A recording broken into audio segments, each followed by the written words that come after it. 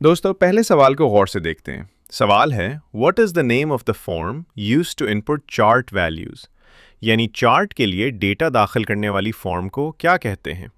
Options ये हैं A data sheet, B Microsoft Excel, C auto form, D none of these.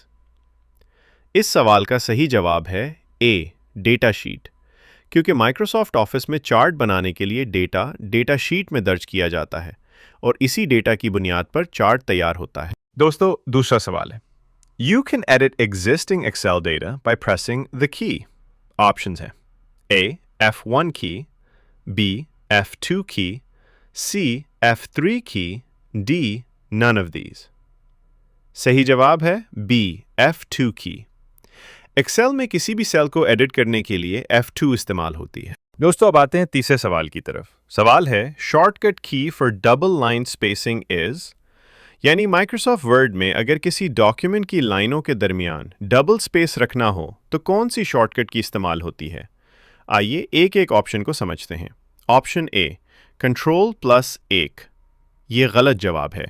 Ctrl+1 का इस्तेमाल single line spacing के लिए होता है, यानी हर लाइन के दरमियान नॉर्मल एक लाइन का फासला रहता है। ऑप्शन बी Ctrl+3, ये भी गलत जवाब है।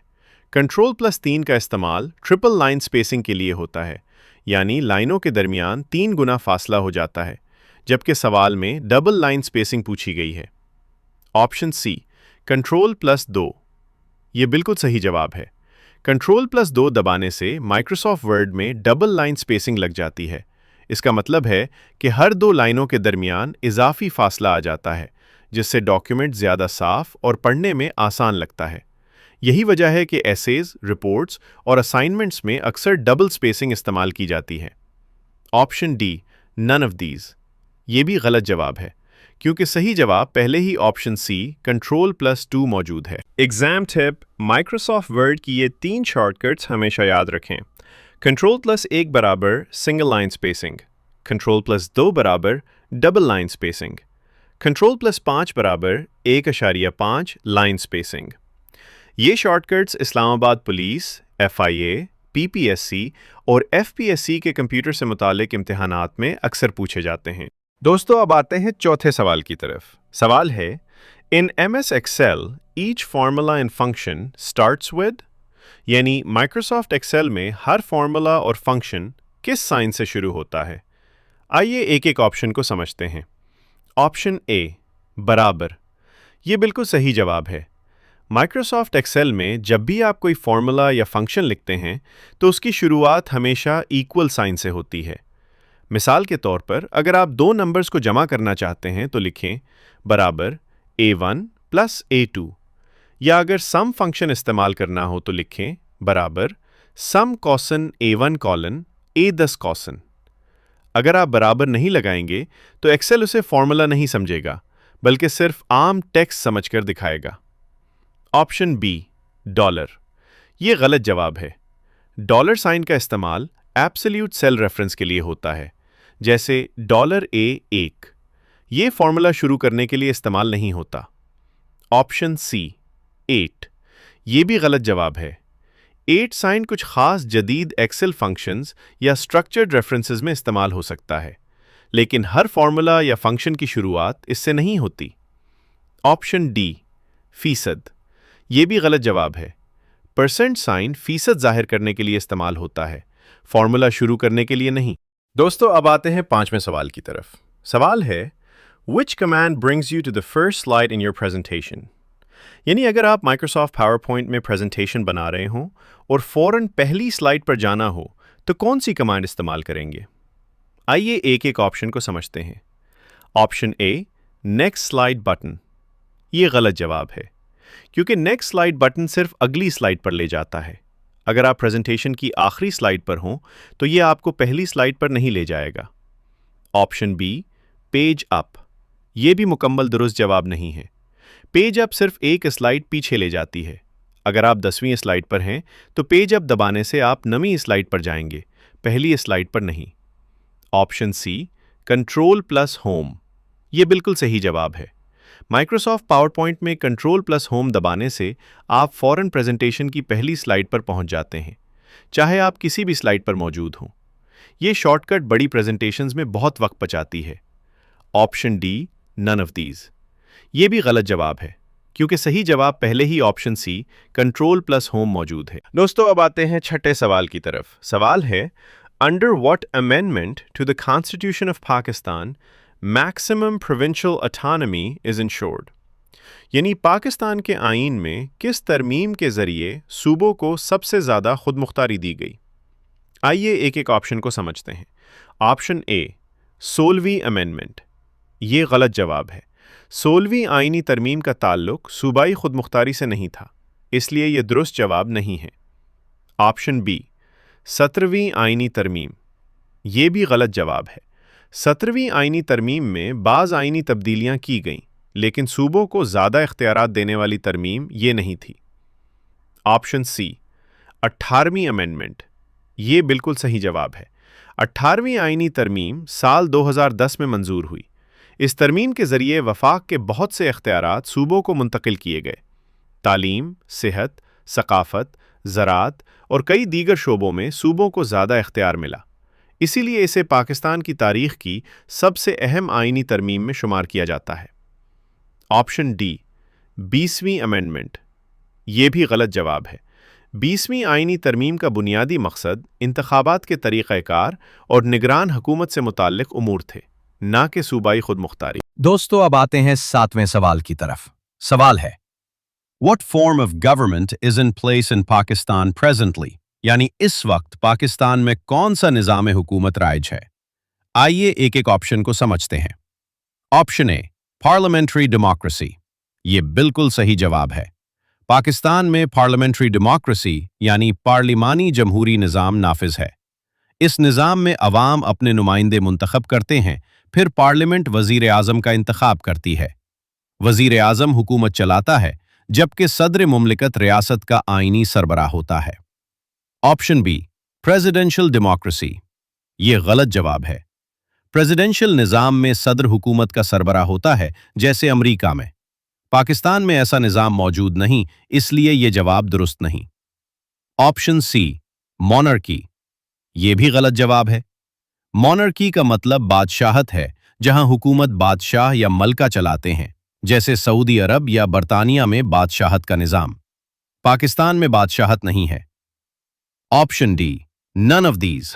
दोस्तों, अब आते हैं 8वें सवाल की तरफ। सवाल है, अब्रीविएशन ऑफ IMF यानी IMF का मुकम्मल नाम क्या है। आइए एक एक ऑप्शन को समझते हैं। ऑप्शन ए, इंटरनेशनल मैनेजमेंट फंड। ये गलत जवाब है, क्योंकि IMF में मैनेजमेंट लफ्ज इस्तेमाल नहीं होता। Option B, international money laundering fund. ये भी गलत जवाब है। IMF का मनी लॉन्ड्रिंग से कोई ताल्लुक नहीं है, इसलिए ये ऑप्शन दुरुस्त नहीं। Option C, initial money fund. ये भी गलत जवाब है। ये IMF का असल नाम नहीं है, बल्कि सिर्फ उम्मीदवारों को कंफ्यूज करने के लिए दिया गया ऑप्शन है। Option D, international military fund. ये बिल्कुल सही जवाब है। IMF का मुकम्मल नाम इंटरनेशनल मिलिट्री फंड है। IMF एक बैनुल-अक़वामी मालियाती इदारा है, जिसका क़याम 1944 में अमल में आया। इसका हेडक्वार्टर वाशिंगटन DC, अमेरिका में है। इस इदारे का मकसद दुनिया के मुख्तलिफ ममालिक को माली मुआवनत फराहम करना, मुआशी इस्तेहकाम बरकरार रखना और ज़रूरत पड़ने पर कर्जे देना है। जब किसी मुल्क को शदीद माली बहरान का सामना होता है, तो वो IMF से कर्ज हासिल कर सकता है। ये मुखफ़िफ़ात ज़रूर याद रखें। IMF बराबर इंटरनेशनल मॉनेटरी फंड, WB बराबर वर्ल्ड बैंक, UN बराबर यूनाइटेड नेशंस, WHO बराबर वर्ल्ड हेल्थ ऑर्गेनाइजेशन। ये सवाल Islamabad police, FIA, PPSC, FPSC, NTS और दीगर कम्पिटिटिव एग्जाम्स में बार बार पूछा जाता है। दोस्तों, अब आते हैं 9वें सवाल की तरफ। सवाल है, What is the name of government organization responsible for major tax revenue collection in Pakistan? यानी पाकिस्तान में हुकूमत की तरफ से ज्यादातर टैक्स जमा करने वाला इदारा कौन सा है। आइए एक एक ऑप्शन को समझते हैं। Option A, excise and taxation department. ये गलत जवाब है। क्योंकि एक्साइज एंड टैक्सेशन डिपार्टमेंट सिर्फ कुछ मखसूस सूबाई टैक्स जैसे गाड़ियों का टैक्स, प्रॉपर्टी टैक्स और टोकन टैक्स वसूल करता है। ये पूरे मुल्क के तमाम बड़े टैक्स जमा नहीं करता। Option B, national bank of Pakistan NBP. ये भी गलत जवाब है। नेशनल बैंक एक सरकारी बैंक है। इसका काम बैंकिंग सर्विसेज फराहम करना है, टैक्स वसूल करना नहीं। Option C, state bank of Pakistan SBP. ये भी गलत जवाब है। स्टेट बैंक ऑफ पाकिस्तान मुल्क का मरकजी बैंक, सेंट्रल बैंक है। ये मुल्की मालियाती निज़ाम और करेंसी को कंट्रोल करता है, लेकिन अवाम से टैक्स जमा नहीं करता। Option D, federal board of revenue FBR. ये बिल्कुल सही जवाब है। एफबीआर का मुकम्मल नाम फेडरल बोर्ड ऑफ रेवेन्यू है।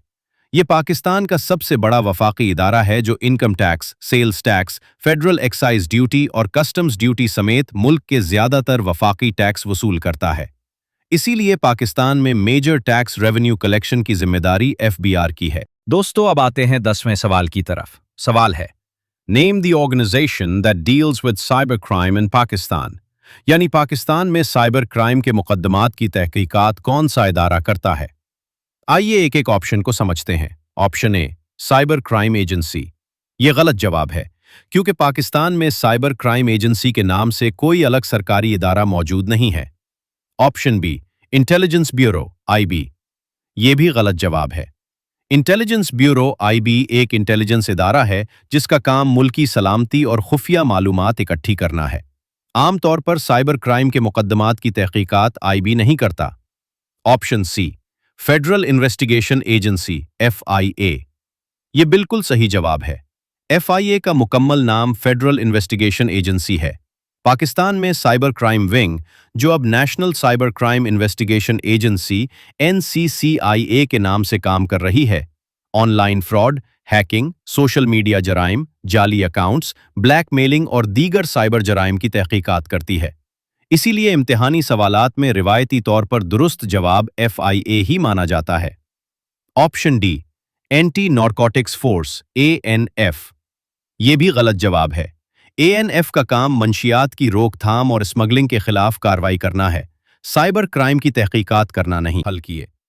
उम्मीद है कि आपको हर सवाल अच्छी तरह समझ आ गया होगा। बाकी एमसीक्यूज और उनकी मुकम्मल एक्सप्लेनेशन हम अगली वीडियो में कवर करेंगे।